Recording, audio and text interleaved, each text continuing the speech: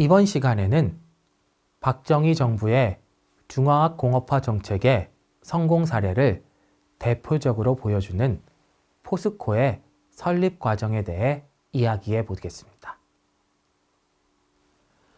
박정희 정부의 중화학 공업화 정책은 한국 경제의 성장에 있어 중요한 역할을 했다는 것이 학계의 일반적인 의견입니다. 하지만 중화학 공업화에 있어 1970년대 말 발생한 중복 투자 문제와 외채 문제 등을 고려하면 정부의 역할보다 민간의 역할이 더 중요했다는 의견도 있습니다. 이 분야에 대한 논쟁은 여전히 진행 중에 있고 양쪽의 견해를 다 설명할 예정입니다. 이번 강의에서는 정부의 역할이 중요했다는 것을 정부의 역할을 중시하는 측과 민간의 역할을 중시하는 측 모두 인정하는 포스코에 대해서 이야기하며 정부의 중화학 공업화 정책에 대해서 설명하도록 하겠습니다. 철강은 기계, 조선, 자동차 등 다양한 분야에서 쓰이는 기초 자재입니다. 석유화학 제품을 생산하는 공장과 전자제품을 생산하는 공장에도 쓰이고 건설에 있어서도 필수적이라는 점을 생각해 보면 거의 모든 산업에서 철강을 필요로 합니다. 그렇게 거의 모든 산업에 쓰이는 원재료인 철강을 생산하는 제철 산업은 경제학에서는 후방 산업이라고 합니다. 후방 산업이 튼튼할수록 전방 산업이 경쟁력을 가지게 됩니다.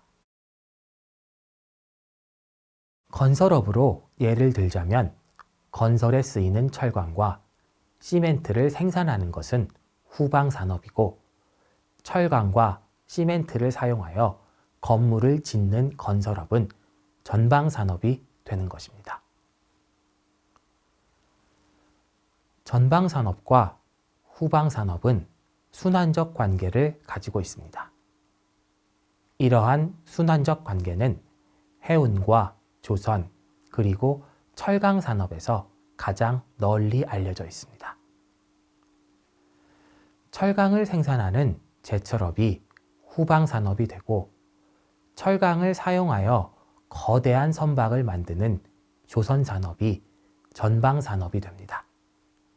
그리고 만들어진 선박을 사용하여 상품을 수송하는 해운업이 최전방 산업이 되는 것입니다. 그런데 철강을 생산하기 위해서는 많은 양의 철광석이 필요합니다. 최전방 산업인 해운업이 발달하게 되면 무거운 철광석을 보다 낮은 운송비로 공급받을 수 있어 제철 산업의 경쟁력이 높아지게 됩니다. 제철 산업의 경쟁력이 높아지면 철강을 많이 사용하는 조선 산업에서 더 큰 선박을 더 낮은 가격으로 만들 수 있게 되고 이는 다시 해운 산업의 경쟁력 상승으로 이어져 철광석을 더 낮은 가격으로 제철업에 공급하게 되는 것입니다. 또한 철강이 대부분의 중화학 공업에서 중요하게 쓰인다는 점을 생각해 보면 후방 산업인 제철 산업의 육성은 중화학 공업화에서 매우 중요합니다. 박정희 정부는 제1차 경제개발계획에서 이어진 제2차 경제개발계획을 준비하던 중 기초산업으로 철강 산업이 필요하다는 것을 인식하게 됩니다. 하지만 당시의 경제 상황을 볼 때 국내 자금만으로 종합제철소를 짓는 것은 불가능에 가까웠습니다. 제철소 건설을 위해 주식 공모를 해보았지만 목표 금액의 0.4%만 모였습니다. 자금을 빌려줄 수 있는 선진국들과 국제단체에서는 제철소 건설을 독재 정권의 무모한 체제 선전용 사업이라고 판단하였습니다. 브라질이나 터키와 같은 나라들이 이미 실패한 사례도 있었습니다. 세계은행은 한국에서 제철소를 건설하는 것은 성공할 확률이 낮다고 보았습니다. 실제로 제철소와 같은 중화학 공업 분야의 경우 생산품의 품질도 중요해서 품질이 좋지 않을 경우 세계 시장에 판매하는 것이 불가능해지거나 사용하는 것이 불가능할 수도 있기 때문입니다. 또한 철광석을 다량으로 수입해야 하는데 수입에 필요한 외화를 감당하지 못할 수도 있습니다. 따라서 선진국들은 개발도상국이 직접 생산을 하는 것보다 가까운 나라에서 수입해서 쓰는 경제 운영 방식을 더 권장하는 측면이 있습니다. 실제로 한국의 경우에는 제철소를 건설할 경우 일본 제철소와의 경쟁에서 어려움을 겪을 확률이 높았고 일본에서 수입하여 쓰는 것이 더 안전한 선택이었습니다. 미국에서 제철소 건설을 위한 차관을 받는 것을 실패한 박정희 정부는 다른 대안을 찾아냅니다. 과거 일본과 식민지 관계에 있었던 한국은 일본과의 국교를 정상화하고 무상원조 3억 달러, 공공차관 2억 달러, 상업차관 3억 달러를 확보합니다. 그중 농수산 지원 용도의 자금의 용도를 변경하여 제철소 건설로 전환하는 것이었습니다. 당시 정치인들은 농수산 용도의 자금의 용도를 변경하는 것을 반대하였습니다. 많은 정치인들이 농촌 출신이었기 때문입니다. 하지만 박정희 정부는 차관의 용도 변경을 통해 제철소 건설을 추진합니다. 이러한 차관 용도 변경을 통한 제철소 건설은 다른 개발도상국에서는 찾아보기 힘든 훌륭한 성공 사례이고 정부의 역할이 컸다는 점에는 이견이 없습니다. 일본 정부에서도 차관의 용도 변경을 통한 한국의 제철소 건설에 협력합니다. 일본 정부가 차관의 용도 변경을 승인한 이유에는 여러 가지 이유가 제시되고 있지만 기본적으로 일본의 입장에서는 제철소 건설이 한국에 일본의 제철소를 수출하는 사업이기 때문입니다. 일본이 제공하는 차관은 현금으로 지급되는 것이 아니라 일본의 생산물 및 일본 기술자의 서비스를 지급하는 방법이었고 이를 통해 일본 기업과 일본 기술자의 고용이 이루어져야 했습니다. 일본의 입장에서도 철강 공업 설비를 판매할 크고 안정적이며 중장기적인 시장을 확보하는 것은 중요한 측면이 있었습니다. 그리고 일본에서는 당시 철강 산업에서 발생하는 공해 문제가 큰 사회적 이슈로 대두되고 있는 상황이었습니다. 또한 만약 한국의 철강 공업이 성공할 경우 지금까지 한국이 주로 협상해온 미국 기업이 진출하는 것보다는 일본 기업이 진출하는 것이 더 유리할 수 있기 때문입니다. 실제 한국의 기술 용역을 제한한 나라가 일본 외에도 3개의 나라가 더 있었다는 것을 생각하면 일본이 아니라도 다른 나라에서 기술 용역을 받는 것이 가능한 상황이었습니다. 그리고 그 당시에 한국 경제를 생각하면 한국의 제철소가 일본의 제철소와 경쟁하는 것은 아마 상상하기 어려웠을 것이라고 생각됩니다. 제철소가 지어지더라도 이를 운영하는 데는 공학적 지식과 생산 설비의 운영에 대한 경험이 필요합니다. 1945년 이후에도 한국에는 소규모 제철소와 철강 산업이 존재하였습니다. 규모가 영세하고 기술 수준이 높지 않았지만 철강 산업이 소규모로 존재하고 운영되었던 것입니다. 관련된 국내 기술 인력을 최대한 확보하는 것 외에도 박정희 정부에서는 대규모 연수 인력을 공장의 설계와 건설을 담당할 일본과 오스트리아, 호주에 보내 기술을 습득하게 하고 동시에 생산이 시작된 후 공장 내에서의 교육 훈련에 집중합니다. 또한 관련 인력의 안정적인 공급을 위하여 교육기관에서의 공업교육 확대 정책도 실시합니다.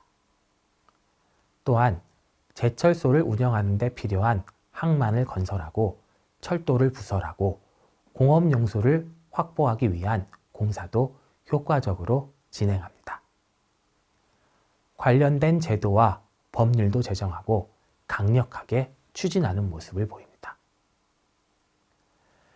다른 측면에서 강조할 점이 있다면 시설 도입과 관련한 어려움과 정치적 외압 그리고 부정부패의 극복입니다. 한국에 소규모 제철소가 존재하였지만 대형 제철소를 건설하기에는 경험과 기술이 매우 부족하였습니다. 차관을 도입하여 설비를 구매하는 데 있어 설비를 직접 보기 힘들다는 점, 구입해야 하는 설비가 매우 많다는 점, 설비의 가격이 천차만별이라는 점 등 여러 가지로 큰 어려움이 있습니다. 다행히 설비 구매에서는 기술 자문사에서 필요한 설비를 분류하고 가격, 성능 등의 조건이 맞는 설비 제작사들을 복수로 추천해 주어서 생각보다 쉽게 넘어갈 수 있었다고 합니다. 한국 경제의 발전 경험을 참조하는 개발도상국의 입장에서는 이러한 실무적인 어려움에 대해 미리 알고 대응 방안을 계획하는 것이 중요해 보입니다. 하지만 더 어려운 점은 정치적 외압과 부정부패의 문제입니다. 당시 포항제철 건설을 총괄하던 사람은 박태준 사장이었습니다. 박정희 대통령이 사망하고 1979년 포항제철 10년사에서 공개된 자료에 따르면 박태준 사장에게 포항제철 건설 당시 많은 정치적 외압이 있었다고 합니다. 대통령 선거를 앞두고 있는 상황에서 집권당에서 정치 자금을 요구하기도 하고 설비 구매와 관련해서 구매에 따른 리베이트를 직접적으로 요구받기도 했다고 합니다. 이러한 외부적 압력은 한국에서뿐만이 아니라 국제적으로도 이루어졌다고 합니다. 박태준 사장은 이러한 외압을 이겨내기 위하여 박정희 대통령에게 설비 구매에 대한 재량권을 요청했고 박정희 대통령은 이를 승인하고 적극 지원해 주었다고 합니다. 정치적 외압과 부정부패와 관련된 내용은 확인이 어려운 측면이 있고 사실관계가 전해지는 내용과 다를 수도 있지만 한국의 개발 경험을 참조하려는 국가에서는 이러한 부분에도 관심을 기울일 필요가 있는 것은 확실해 보입니다.